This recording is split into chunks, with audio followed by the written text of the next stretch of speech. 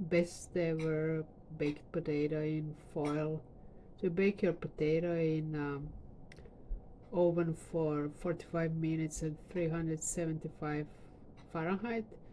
Add little butter, green onion, parsley, salt, pepper.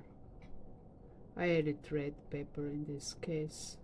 A little bit sumac also. It's delicious. And then sour cream. It's getting decadent. Your imagination is the limit, so you can add whatever you like. You can add, this is cheddar, you can add whatever you love. Cheese. It's gonna work perfectly.